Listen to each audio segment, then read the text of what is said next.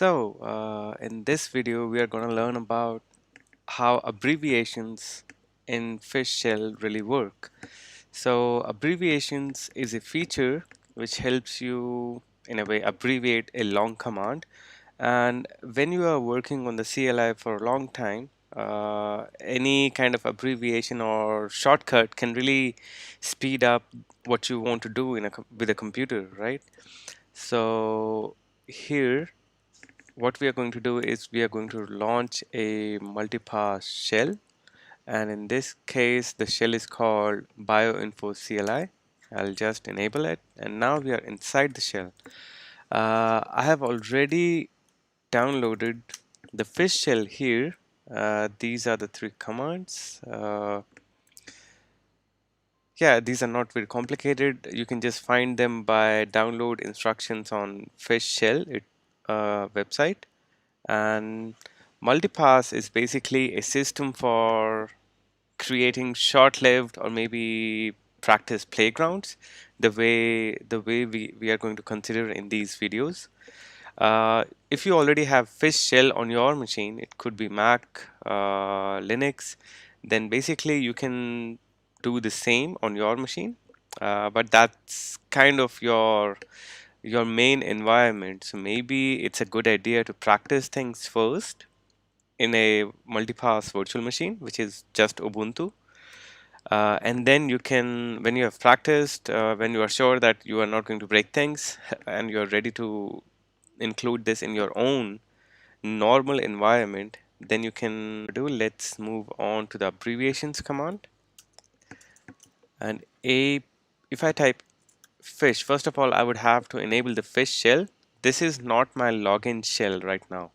So I run fish shell, and now you can see the fish shell is basically the friendly interactive shell, and it does deliver on the promise. So the next step is to basically explore what does the command do, and help option if it exists, a paging manual. So it means that if I press up, should work. Yeah, so up and down keys are also working. And this is how we can gain more apart from the official website, right? So this is basically the documentation embedded in the tool. So let's go to the top. Oh, sorry. Let's go to the top here. And we see there are a few sub commands for abbreviation, or you can say options. And these are erase, name, list, query, and of course add. So all of these are mentioned here. So this part is pretty much the same, and we can quit from here. I pressed Q to come out of the setup. So the on the right hand side, this floating menu is basically supposed to tell you everything, supposed to basically visualize all of the keys that I'm pressing. So it should help, but don't be worried about stopping the video and then going back and then resuming again if there is something that you didn't understand. That's one of the benefits of online platforms. In this case, let's try to list what abbreviations we have right now. We have no abbreviations. That's why it didn't return anything. But what if I add an abbreviation? So let's see on the left hand side on the documentation, what does it say? I'm not going to go through all of the documentation. I'm just going to go through the most important stuff. We want to keep the videos short. And then here is a quick example, Git checkout. So Git is a version control management tool, but maybe for our video, we can use something else. We can use something which can help us navigate the directories better.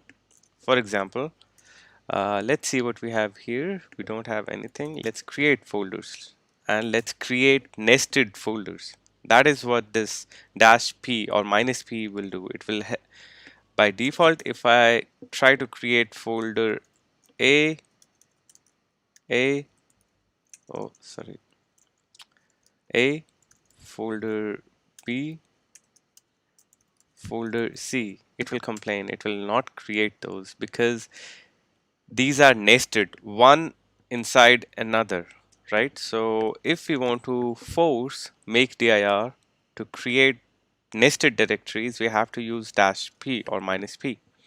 But maybe we need to choose better names, and I will choose a, let's say dir1, dir2, dir3, so that we can visualize the level of nesting.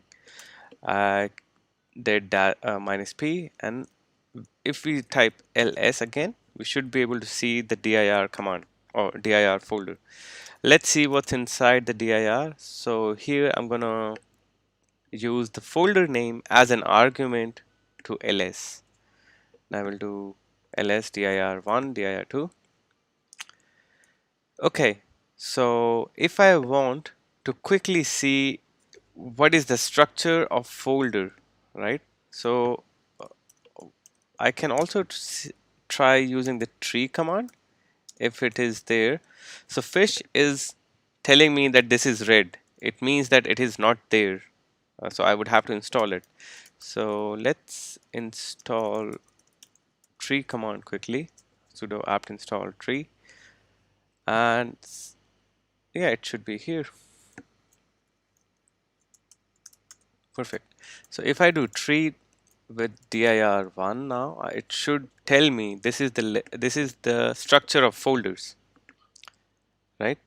And okay, this is perfect. What do we want to do next is to create an abbreviation for CD, but not all instances or all use cases of CD. I want to cover one use case. So let's say I want to go to directory number 3, right?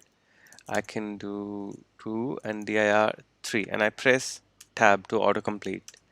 I come here, and what if I want to go back 2 levels? So right now I would have to do this to go back 2 levels, right?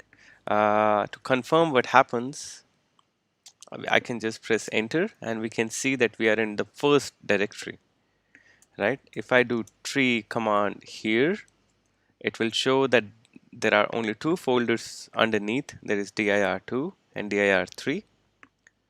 So in this case, we are okay. But let's go back in and see if we can simplify this interaction using these commands. Let's say abbreviation add, uh, let's say 3, oh 4. So how it would work is basically it would do cd this, right? And now we should have an abbreviation for fish shell, right? How do I confirm this? Remember we tried ABBR abbreviation and list command. Now it should list this abbreviation, yes. So definitely we have an abbreviation in our shell now, and if I do 4 times this and I press enter, this is one of the magical moments of fish because it goes out of its way to help you as a user. So if I press space now, not enter, it will replace it with the actual command. So you can see what is going to happen before you actually just press enter. So in this case, I'll press enter and it will bring me to directory level 1, which is exactly what I wanted. So you can create a number of abbreviations. And what happens if I exit the shell and I go back to the default bash shell within this Ubuntu virtual machine?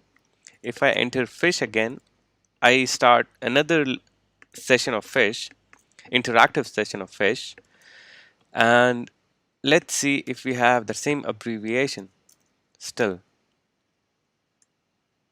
No, we no longer have that abbreviation. So in this case, what do we need to do is that we need to go, let's check in the documentation if there is an option which allows us to add the abbreviation permanently. That not a temporary abbreviation, but a permanent abbreviation.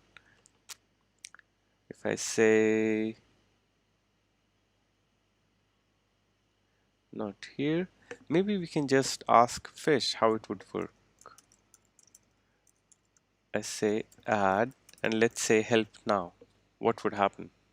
Now it just opens up the previous or generic documentation, and we don't see anything else. So what I will do, I will add that abbreviation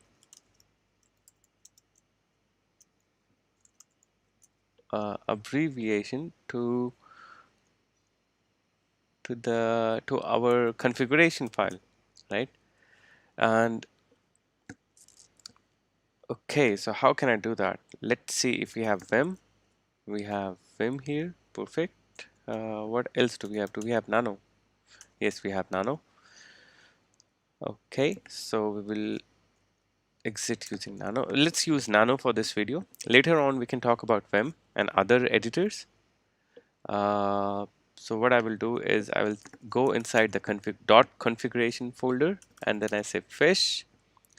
There is another way, a more accurate way is to say this tilde, which means the counting or the path should start from the user's home directory.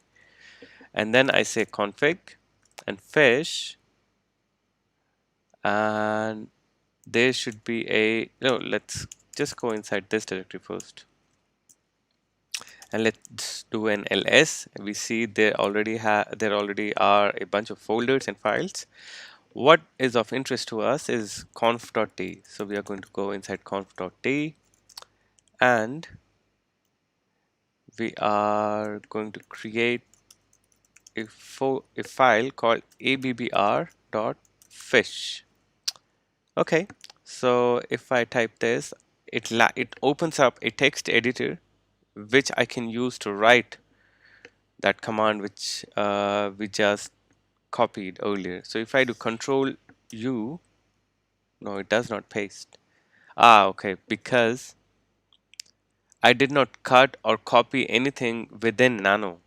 I did it outside of Nano, so it is not Nano is not aware of what I cut. But it's okay. We remember the command. We say add, and in this case, we can say uh, 4 times dot, and we want this to be an abbreviation for the full command, which is cd dot dot slash dot dot slash. It means go 2 levels up. And I want to save this command, save this file now. How do I save it? We will say Control O for writing out, and I'll just press enter, and it wrote one line, and now I will exit. Perfect. So if I do ls now, I should see that file. Brilliant. If I do cat to check the contents of that file, it should just print that line. Perfect. And notice that if I do abbreviation list, sorry, added a typo there. So if I do abbreviation list, it still does not show up because the configuration files for the shell, they are loaded only once. So as soon as you start the shell, only at that point the configuration files were loaded. So what this means is that I have to exit. Today I will just exit, and later on we will see other ways of reloading. I exit the shell, I start this fish shell again, and this time it should have loaded that abbreviation from the config file.